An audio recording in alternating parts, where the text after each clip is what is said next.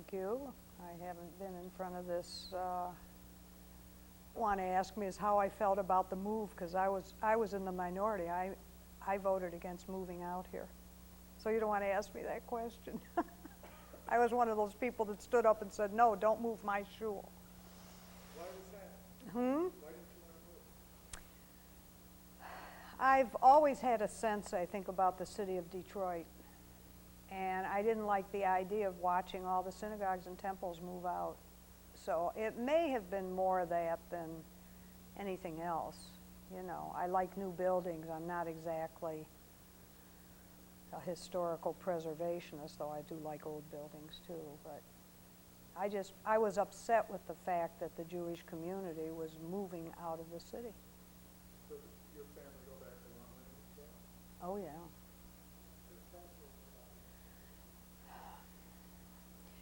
The family that we should concentrate on in connection with the temple is the Marx family, because that's the family that has roots here.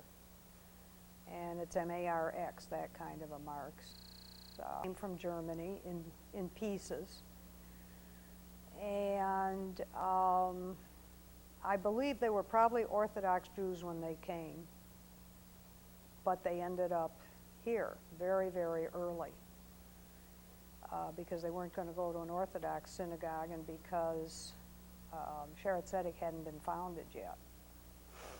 So we think there were people here probably in the 1850s.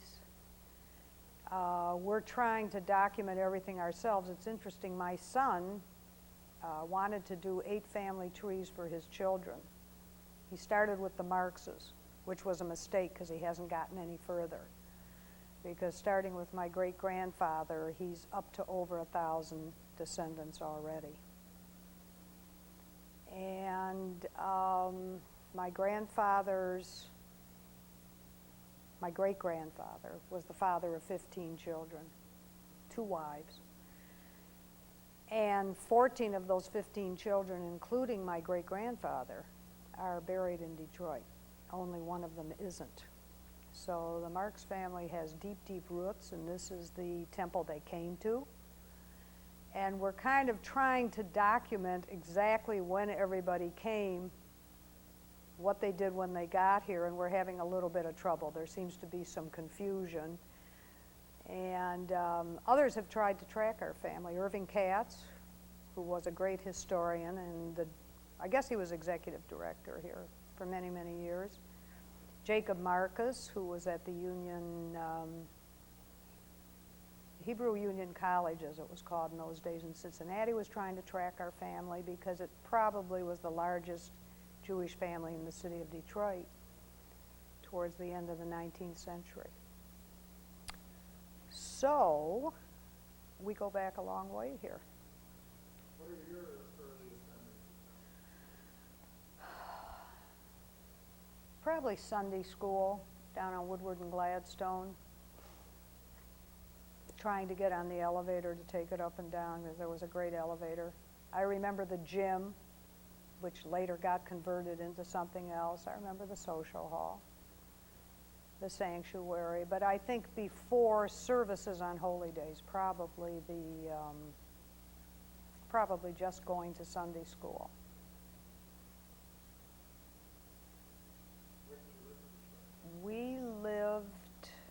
First we lived in Highland Park, actually, on a street called Tennyson. That's where I was born. Then we lived on Wildermere, between Joy Road and Chicago Boulevard. So I could take the streetcar up to Woodward and walk to Temple. And in those days, if you were 8 or 9 years old, you just got on a streetcar and went by yourself, no problems. And then we moved back to Highland Park for a year, and then we finally ended up on Chicago Boulevard in Detroit and lived there for a lot of my Temple days. And during my confirmation, I remember my open house quite well. Rabbi Franklin came. He didn't go to everybody's house, but he had an attachment to our family. So I remember that very well. And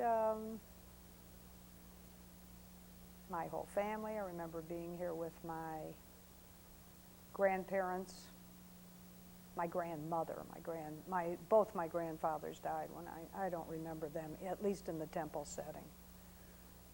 But I came to services with both grandmothers. One was a member of Sheretz Tzedek, but came to the holidays with us over here. And my father's family was from Sheretz Tzedek. My mother and my father had a mixed marriage. In those days, if one was conservative and one was reform, it was a mixed marriage. What did your father do? He was a merchant most of his life. Started out actually in the advertising business, working for Leonard Simons, who I hope gave you a lot of oral history, and but ended up in the retail business with his father. And his father was a member of Sheretz Tzedek. My father was bar mitzvahed at Sheretz Tzedek. But when he got married, he joined temple because my mother's family was here. See, my mother was a strong woman, liberated woman. What was it like growing up in Detroit and going to temple when you were? Is that a two-part question or a one-part question? Oh, growing up in Detroit, I thought it was good. I mean, I think the center of my universe was not the temple, but was the Detroit Tigers. I'm a baseball fan to this day. But I think really we have a very, very close family. And I can remember that my mother and father's best friends were always their brothers and sisters and cousins. And it's something that's kind of carried through. I mean, I see it now today with my children and my brother's children. These are their best friends. With my mother and father, we're a very tight-knit family. There are people that say, we can't break in there, that family's too tight, but we were. So that when we came to services, we sat together in the same place on Woodward and Gladstone many, many years. And as I said, my grandmother, even though she belonged to Sheretz Tzedek, came over to be with us. And my grandmother, whose roots are deep here, the Marx part of the family, she was a Schubach from Germany, but she married my grandfather, Marx. I don't ever remember seeing her in temple. She wasn't a temple goer. But it was my grandmother, Kahn, that I used to see and come with all the time. But growing up was good, I think, because we were such a close-knit family. I mean, there were never any problems. Those were our best friends. Have you had a career? Yeah, I started, I'm working right now. I don't know why. I should be playing with my grandchildren. But I went to work for Senator Levin during his first campaign in 1978 and stayed with him until it'll be 2 years this August. I worked on all his campaigns, and I worked in the Senate, in the Michigan office, not in Washington. And I retired from that 2 years ago this August. I went to do something else. I went over to the Federation for 9 months to work on the Miracle Mission that we did here in Detroit, 860. I still call them Detroiters. We're not Detroiters, I guess, but we all went to Israel together. That was last May, and then the senator called me and said, please, please come and work on the campaign. So although I thought I would retire after Federation and after Carl Levin, I didn't, and I'm back on the campaign. So my new retirement date is November 5th. Have you always been involved in politics? I've always liked politics, I guess. I go back to being a volunteer for, I shouldn't date myself, but I already have. I go back to being a volunteer for Adlai Stevenson. That's when I started. And went through a long progression of a lot of losers. You know, I'm a rock-ribbed Democrat. Any other involvement in the community, any political involvement, but professionally as a volunteer? Not professionally, but I think you could say I was a professional volunteer. I started working for the Federation actually for the Allied Jewish campaign. Probably my mother started me when she started, when they were just trying to help, at that time, Palestine. I can remember she used to send me door to door when I was 16 years old down on Claremont, soliciting money for Palestine.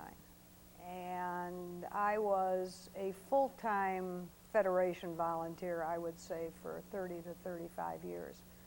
Now I just do it in my spare time. But that was really my biggest involvement, and it was practically full-time. What about, so you talked about your involvement in sports, a big fan. What's your greatest memory? Of the Tigers? I don't know, any game I go to, I just enjoy being there. I did have a desire as a little girl and growing up. I was a tomboy, so I only had really one thing that I ever wanted to be, and that was the bat boy for the Detroit Tigers. And I say bat boy because that's what I wanted to be. I didn't want to be the bat girl. I wanted to be the bat boy. And that was always my desire. I'm not sure there was anything else I ever wanted to be but that. I didn't make it. Have you been involved in the artistic community, Detroit, Symphony, or DIA? We're, my husband and I, we figured out, have been going to the symphony together since the year before we got married. So we've been season ticket holders since we got married, 1953. And we followed them from Masonic to Ford Auditorium and now Orchestra Hall. We still go to the symphony on Thursday nights. That's the tradition.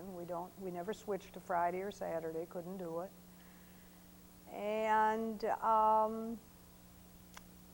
I think musically that's what we like. That's the medium we like best, is the symphony.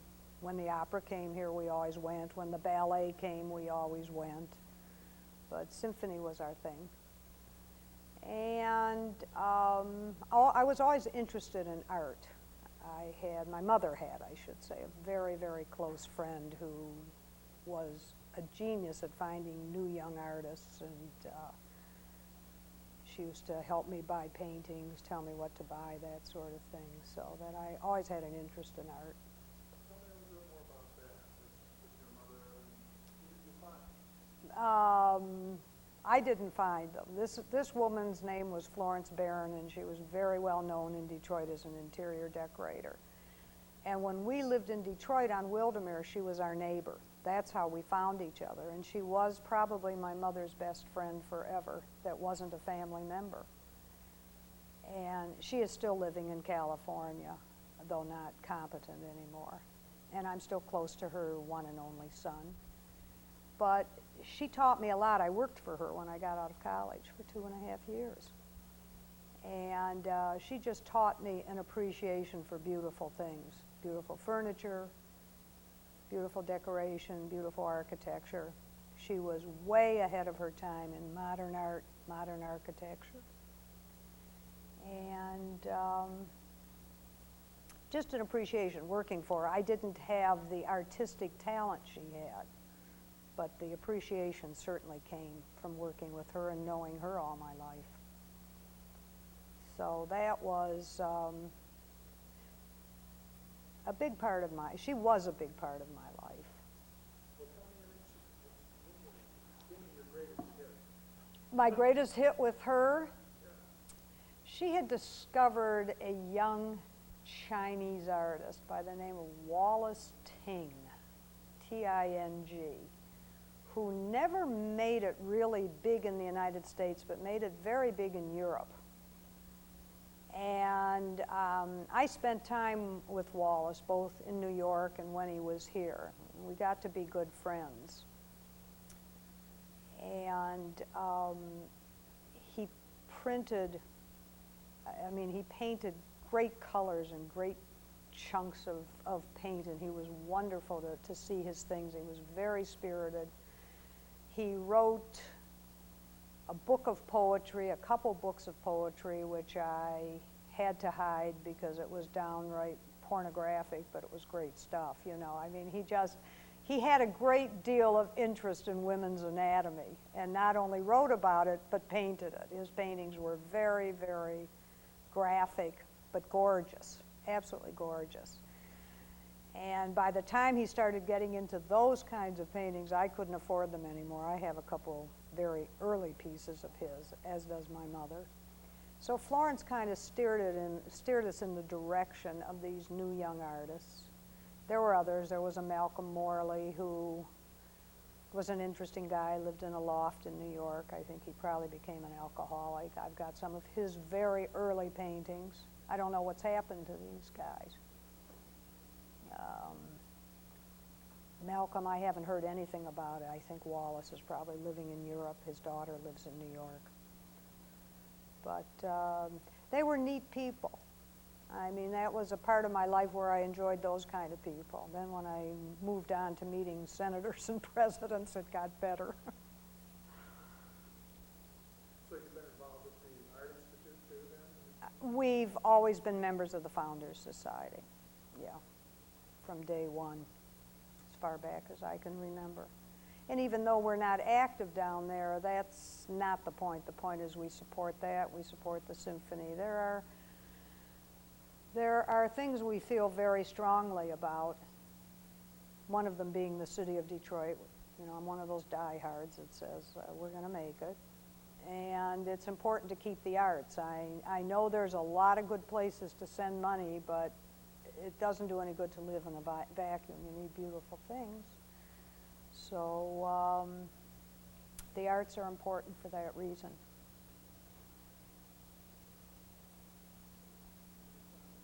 Let's come back to some temple. Okay. Your connection with Temple Bethel. Okay. Being a long-time member of the temple, it's really been a long time. We've certainly seen a lot of changes over the years. Oh, yes. Personnel changes, ritual and worship changes, philosophies. Can you begin in your own mind to follow some of those changes to explain what you have seen and how that's impacted you and your family? It's been very interesting because in my younger days, and certainly in my parents, temple was as reform as you can get. Very little Hebrew, no bar mitzvah. And I didn't think very much about that either when I was growing up. I was confirmed because I was confirmed, and I continued to go to high school because it was the thing that my parents thought I should do, although I did drop out. I didn't graduate. I made it through the 11th grade, I think, and then finally gave it up. As I began to become more involved with the Federation and began to become more involved with Israel, I had some feelings of change about what part religion was going to play in my life. And even though it didn't become a big part of my life, meaning coming to temple and doing that sort of thing, I began to find that the services at temple I felt were totally sterile. I didn't enjoy them. Everybody read by rote. There wasn't a word of Hebrew. It wasn't very Jewish, I didn't think.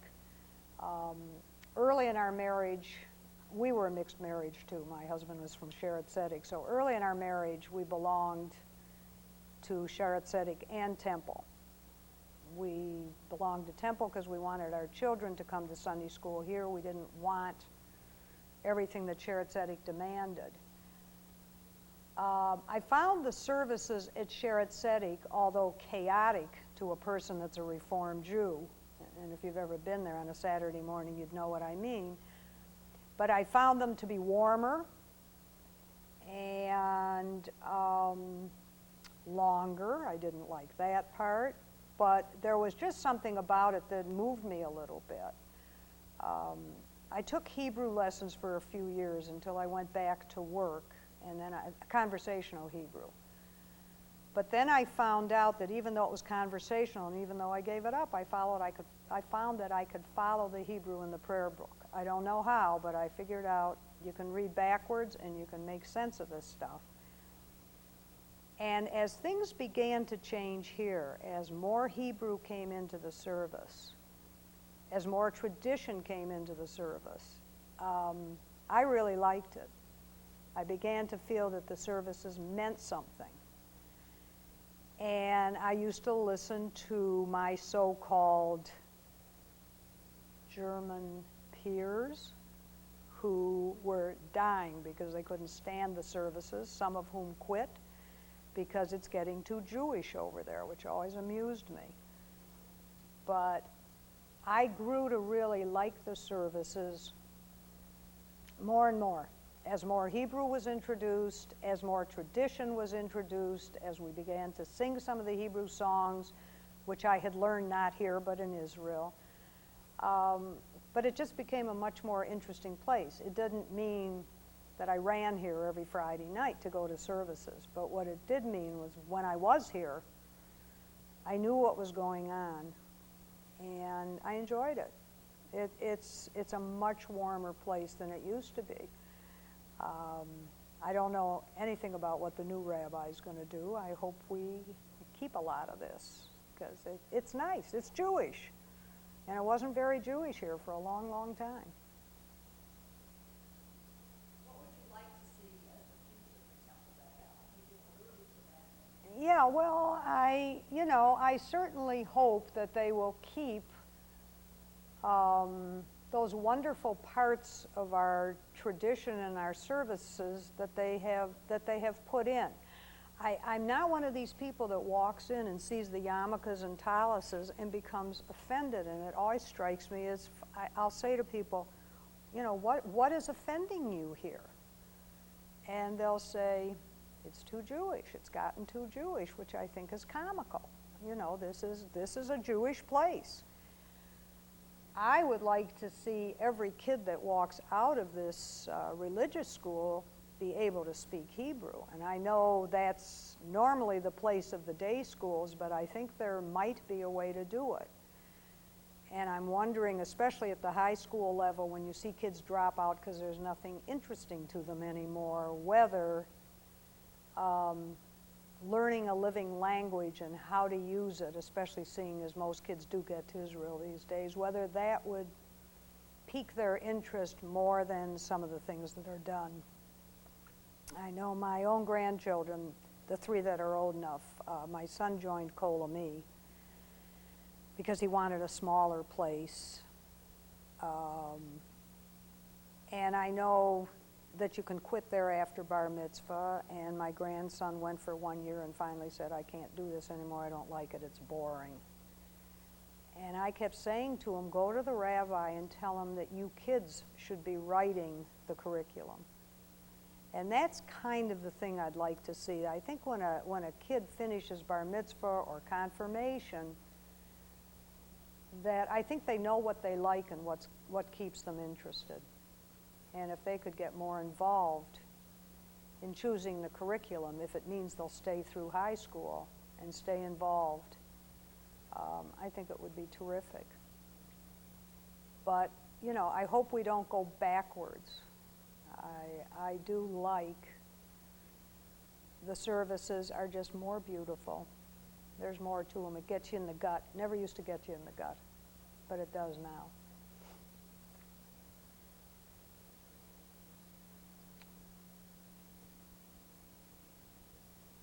I feel like we're missing so much of the legacy of this family. Well, yeah, I don't know what to, I don't know how to begin with this family that's, that brought us to this temple and was so big, because what I don't know, looking back at all these Marxes, of which there were many, and there are still many in the congregation, like Curtis Kuttenauer, for instance, is a distant cousin of mine. His, I'm trying to think, his grandmother and my mother, I don't remember the relationship right now. I don't want to try to work it out in my head. But there's a lot of those Marx people probably floating around this congregation today that I don't even know. When I came in and I saw the door was closed, I walked down to look at the confirmation pictures because I just wanted to kind of get in my mind years and things like that. And my mother's oldest brother, the only one that actually lived, was confirmed here in 1909. Not here, whatever the building was in those days. My mother was confirmed in 1914. Her sister Ruth, who I'm named after, was confirmed in 1916. She died shortly after that. And another aunt was confirmed, I think it was in 1920. So you have that history. Then you have my brother and myself confirmed down on Gladstone. They didn't have bar mitzvah in those days. I had one son bar mitzvah on Gladstone and one bar mitzvah here, both in front of this sanctuary, because my younger son's bar mitzvah was in here, not in the main sanctuary. I had 4 children confirmed at Temple, I believe, all in this building. My memory is failing me about Hugh. I can't remember now. I had one son married in this sanctuary. And, you know, so there's all of that. What I really don't know is where all my great aunts and uncles, what their involvement in the temple was, except that they were members and early members. And I'm not exactly sure what year it all began, because there seems to be argument about it. There are those that think that my great-grandfather was in Michigan in the 1840s.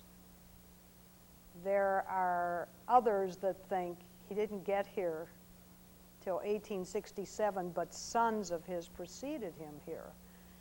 And my son has been down at the Burton Archives, down at the Detroit Library, trying to dig out newspaper articles and things like that. We've been able to trace people back to the 1860s, where they lived, by looking at the census.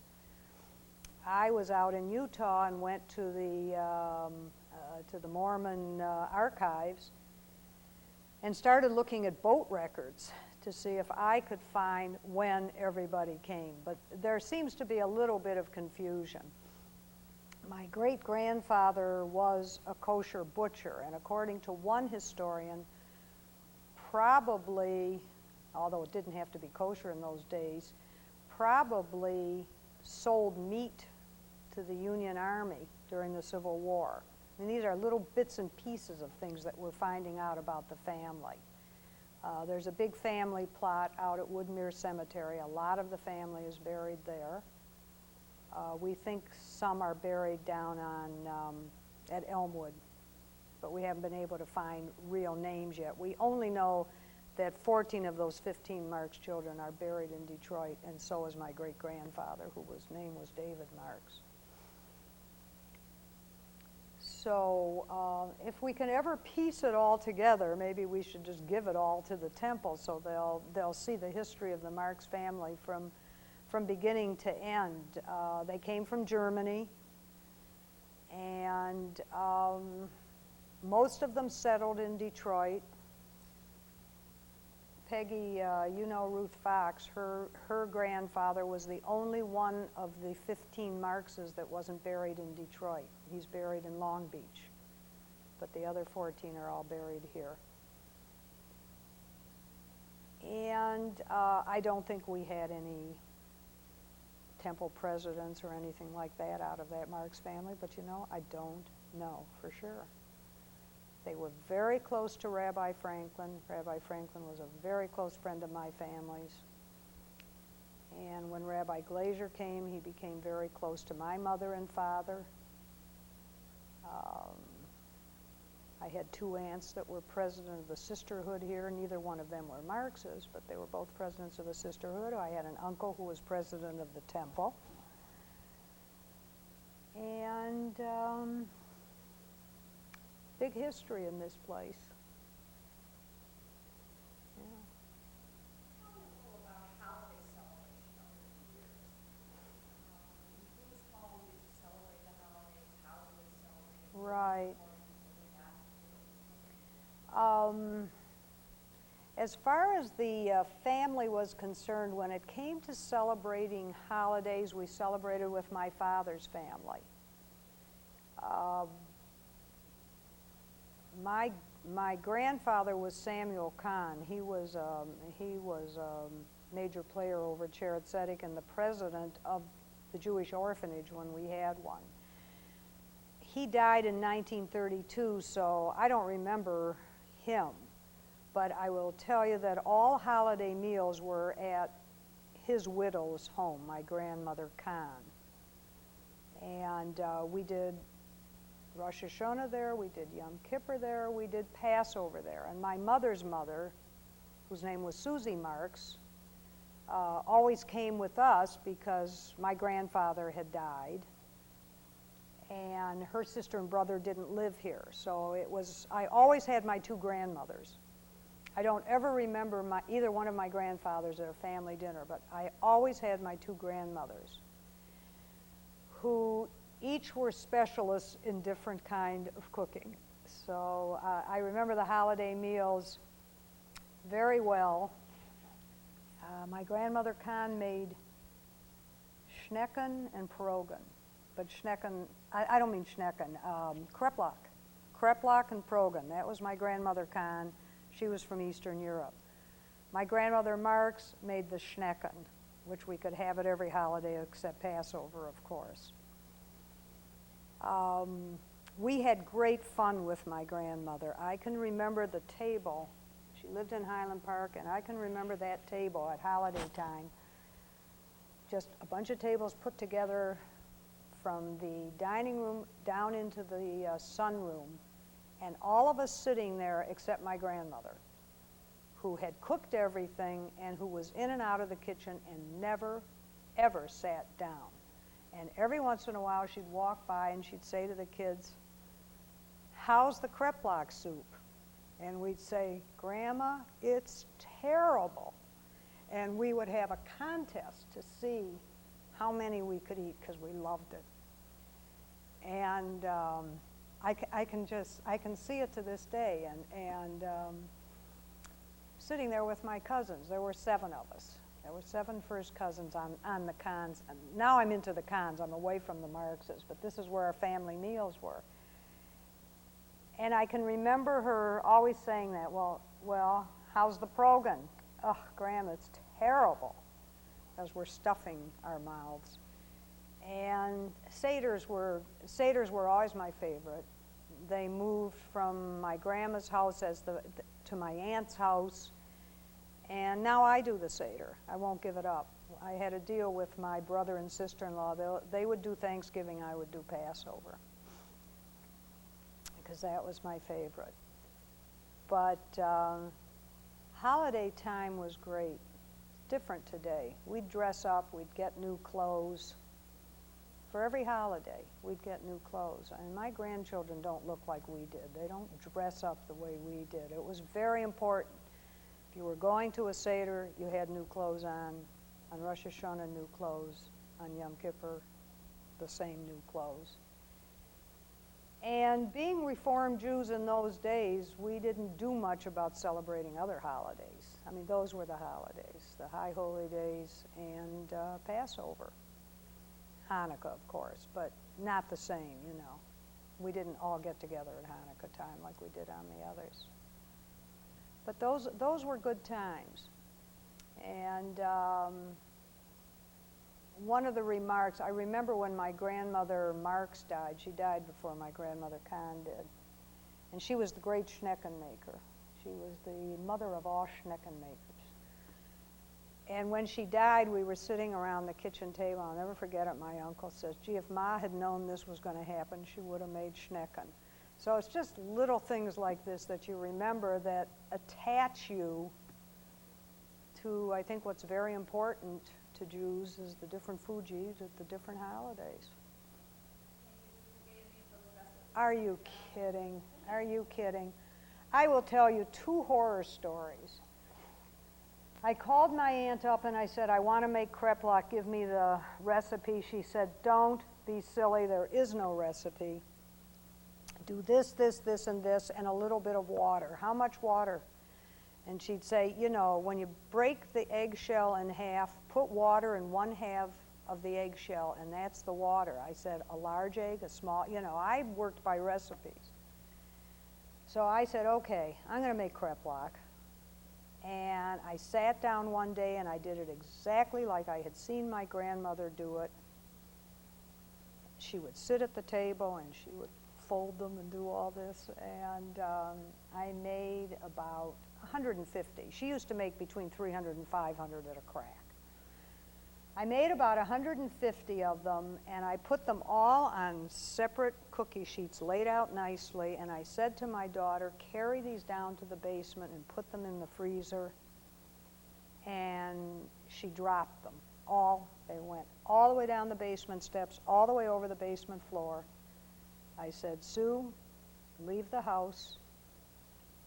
Don't say anything. I will not kill you, but just leave. And that was it, the one and only time I ever made kreplach. I have no idea if they would have been good or not good. No idea. The schnecken was my other disaster. I had my grandmother's recipe. I really did. I followed it to a T. I put the stuff down in the furnace room overnight so the yeast could rise. Big mistake. Got down there the next morning. The things had gotten so big they were all over the furnace room, and that was the end of the schnecken. So some things are better left for the ancestors, I think. In terms of a legacy for the future, in terms of memories, things that you would like to pass on to future generations of Temple Beth El, your own family and to others, what kinds of things do you think should be an integral part of the temple archive? I really would like, if I could, to get this family, which, you know, was really here almost at the very beginning, if not at the very beginning, chronicled precisely, and then followed through and figure out who today of the membership is part of this family.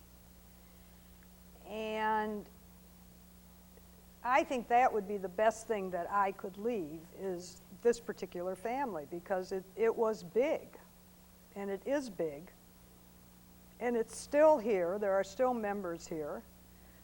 Right now I've got four children. 2 live out of town. They're not going to be temple members. 1 belongs to Kolami, and the 4th kid has not made his mind up yet. So I'm hoping that my grandchildren someday will be 6th generation members of this temple. My children are 5th, and I hope they'll be 6th.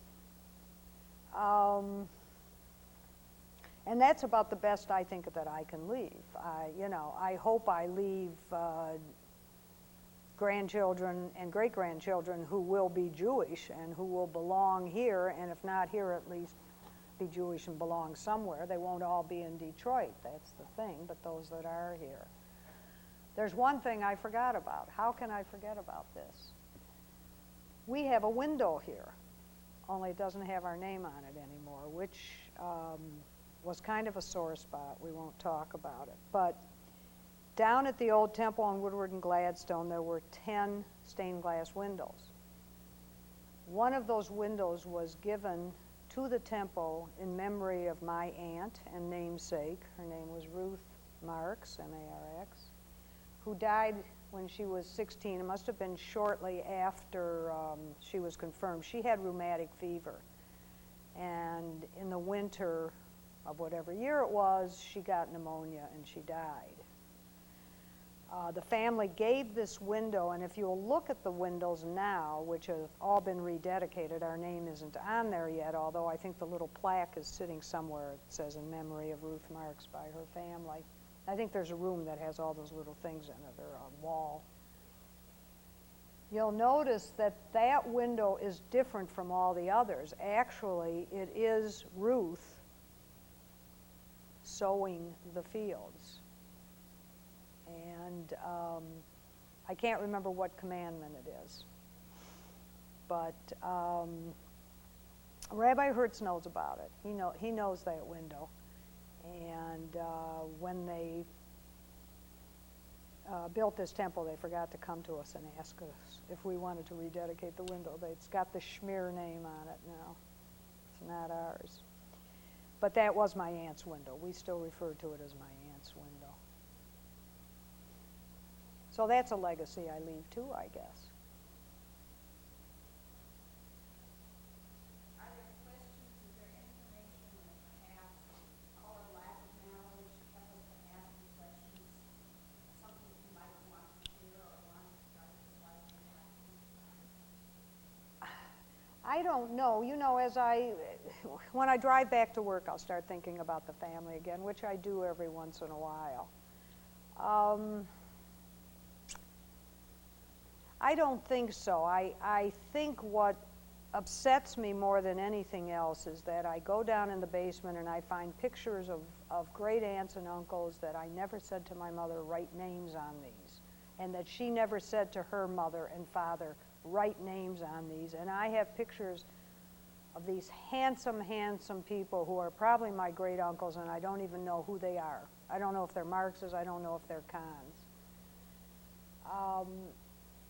I'm sorry that one of us didn't sit down with Irving Katz many, many, many years ago, because he knew the Marx family, and he knew it very, very well. And he probably could have filled in a lot of the blank spaces. My son is calling people all over the country. He will read obituaries in the Detroit paper to see if anybody is a Marx or has a Marx relative, and he calls them. And he's been coming up with names out of the archives down at the Detroit Library, and he is calling Marxes all over the country to see if they're relatives and if they can fill in some of the blanks. So it's kind of an ongoing thing. We're trying to bring this family up to the present, and if we can get it done, we'll get it here, because I think that might be a good part of your archives, is this particular family. We think it's important. Maybe nobody else does, but we think the Marx family is important. So we'll give it a shot. We're working on it. Hugh's doing most of the work. But there's nobody left with enough memory to answer the most important questions, which is our mistake. And the one thing I would say to anybody today is get it written down, label every picture you have, do family trees. I think it's important. Right. Document anything that you can document. Right. Yeah. Yeah, I think it's very important. There's not even a lot of reference to our family in the Bethel story, which kind of surprised me, but I think in Rockaway, is that his name, Robert? Why am I blanking on it? Robert Rockaway, is that his name? There's things about the Marx family in that book. And but I think most of it's going to be our digging out. I mean, people did not think about archives and family trees a generation ago or 2 generations ago, and all this wonderful stuff is lost. So, we'll try to find it.